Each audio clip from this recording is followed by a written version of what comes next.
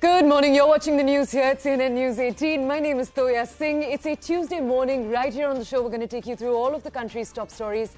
First, though, we've got some breaking news coming in. We'll move to that.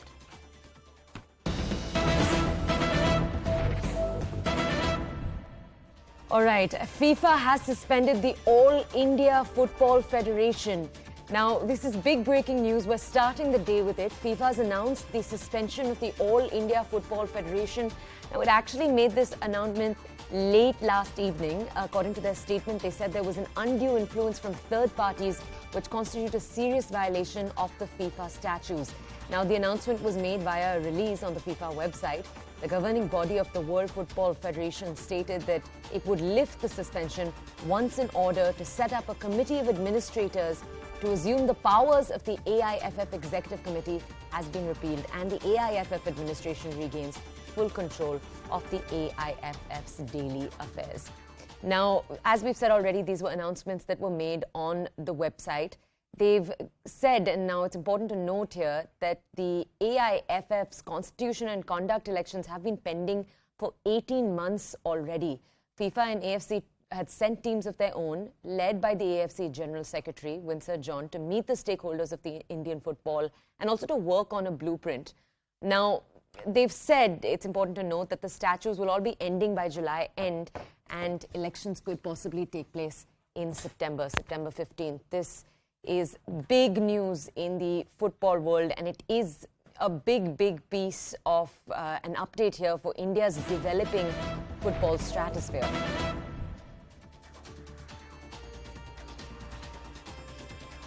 All right, we have with us FIFA's statement on the suspension. As you can see over there, and we've already read part of it for you, FIFA has said that this is an immediate suspension.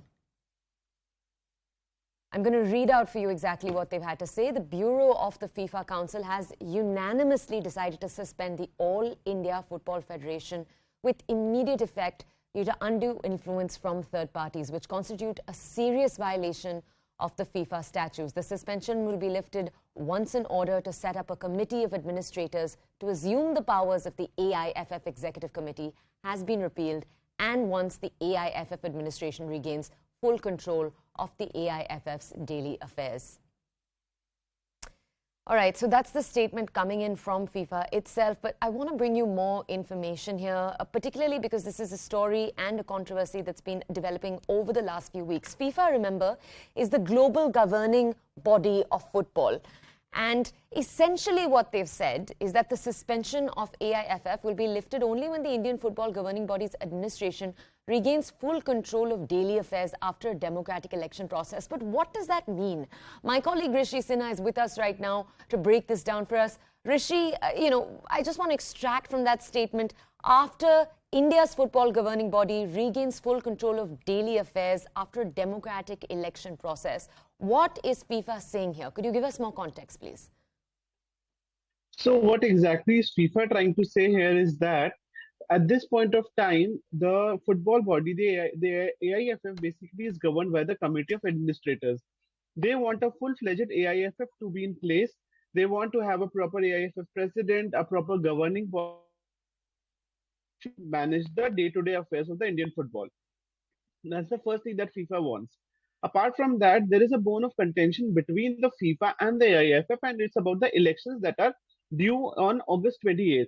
Now, what the AIFF want is that in the for the elections, basically, they want in the electoral college, they want eminent players to be a part of the electoral college. FIFA is completely against it. FIFA is saying that you should have only you can't have eminent people in the electoral college, so that they should not be allowed to vote. Basically, they're completely against that idea because they feel that it's completely against the norms of FIFA.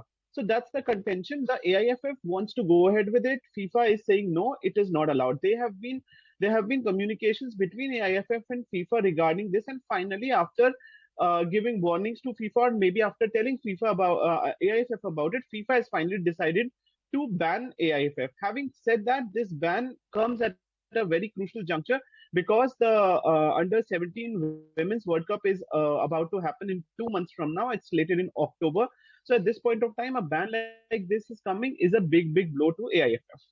Rishi, bring us more context here to Praful Patel's role in the entire controversy. We know that he was heading the organization for some time. He isn't anymore. But I know that the AIFF had run into trouble with his term also. Could you bring us more details?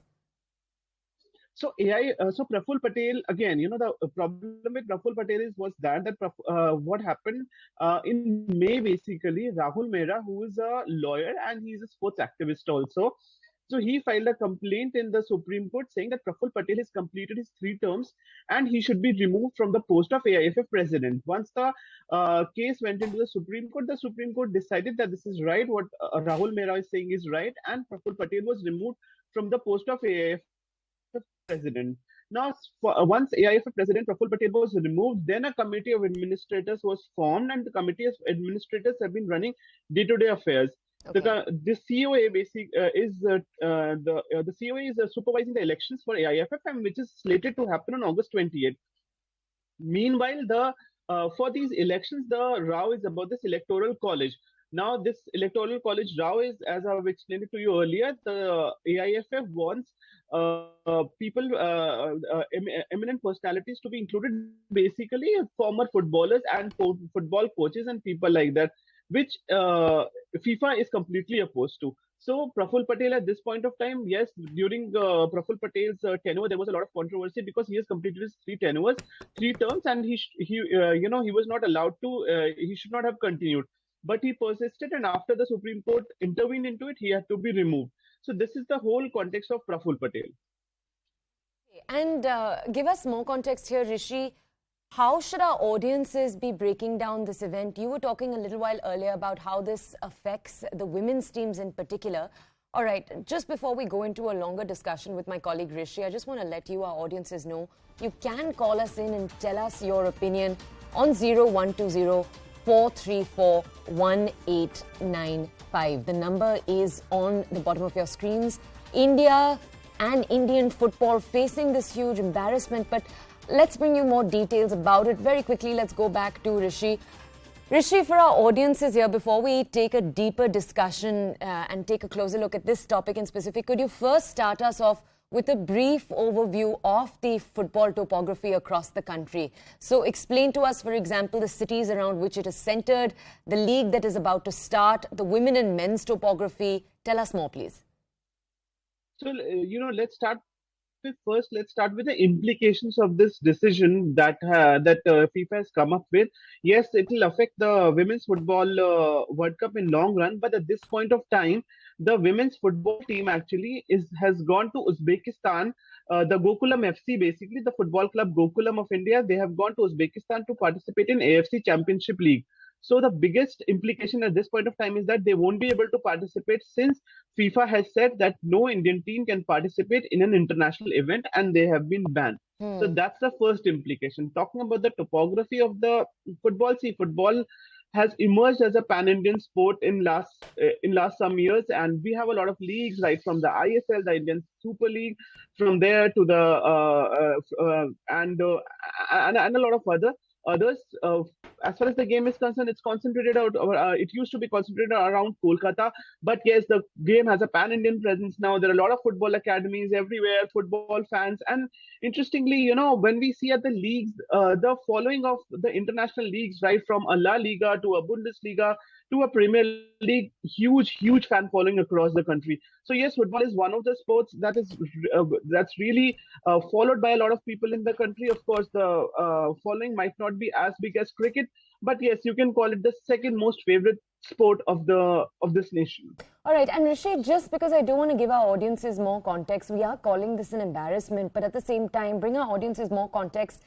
The FIFA has suspended other nations for similar reasons before, right? This isn't entirely unprecedented.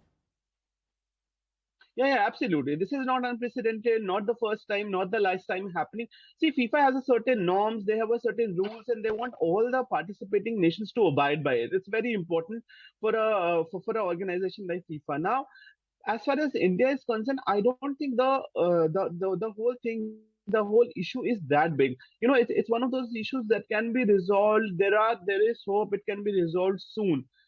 Having said that, at this point, in a country of a billion where sports is followed and football itself has such a huge fan following, when this happens, then it brings embarrassment to the country, and a lot of questions will also be raised on AIFF as well, Hmm. because the whole controversy started after Praful Patel completed his 3 terms and a petition was filed in Supreme Court.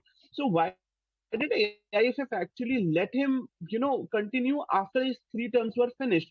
So a lot of questions there, and there have been questions being raised on, how sports are governed in the country. So Hmm. maybe it's time for all the administrators across the disciplines to take a note of how sports are being run, and it's not just about football; it's about other sports as well. They also run into the risk of such things happening.